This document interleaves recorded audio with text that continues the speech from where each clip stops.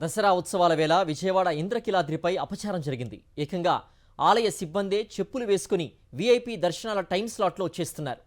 చిన్న రాజగోపురం వరకు చెప్పులతో వస్తున్నా అక్కడున్న ఆలయ సిబ్బంది ఎవ్వరూ పట్టించుకోవడం లేదు.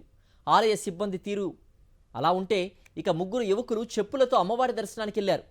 చెప్పులతో భక్తులు దర్శనాలకు వెళ్తున్నా గమనించకపోవడం అధికారుల నిర్లక్ష్యం ఏంటన్నది కొట్టొచ్చినట్లుగా కనిపిస్తోంది. అధికారులు, పోలీసులు, సెక్యూరిటీ ఉన్నప్పటికీ చెప్పులతో వచ్చారు భక్తులు.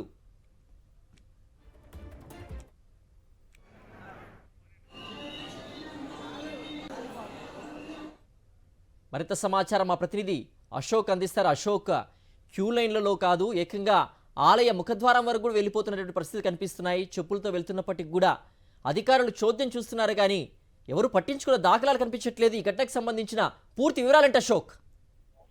ఇది ఇంద్రకీలాద్రిపై దసరా ఉత్సవాలు జరుగుతున్న వేళ వైపు అధికారుల మధ్య సమన్వయ లోపంతో పాటు అధికారుల నిర్లక్ష్యం కూడా చాలా స్పష్టంగా కొట్టొచ్చినట్లు కనబడుతుందని చెప్పుకోవచ్చు. ఎందుకంటే ఈ రోజు అమ్మవారి దర్శనానికి వచ్చిన భక్తులు ఒక ముగ్గురు యువకులు అమ్మవారి ఆలయం దగ్గర దాకా కూడా చెప్పులతో వెళ్లి వస్తున్న పరిస్థితి. మరికొంతమంది అమ్మవారి ఆలయానికి సంబంధించిన చిన్న రాజగోపురం వరకు కూడా చెప్పులతో వచ్చారు. ముఖ్యంగా విఐపీ స్లాట్లకు సంబంధించిన సమయంలో విఐపీ భక్తులతో పాటు వారి వ్యక్తిగత సిబ్బంది ఇక్కడ దాకా చెప్పులతో వస్తున్న పరిస్థితి. వాస్తవానికి ఇంద్రకీలాద్రిపై ఓం టర్నింగ్ దగ్గర నుంచి కూడా పైకి వచ్చిన ప్రతి ఒక్కరు కూడా చెప్పులు లేకుండా అక్కడే విడిచి వచ్చేస్తుంటారు. క్యూ లైన్లలో ఎంటర్ అయిన భక్తులు కూడా క్యూ లైన్ లో మొదట్లోనే ఆ చెప్పులను విడిచిపెట్టి వస్తుంటారు.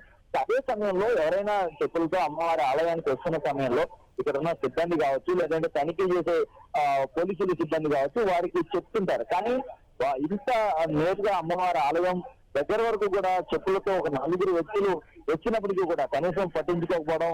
ఎందుకంటే అమ్మవారి ఆలయానికి ఎంతో విశిష్టత ఉంది. అదే సమయంలో సెక్యూరిటీ జోన్ లో కూడా ఉంటుంది.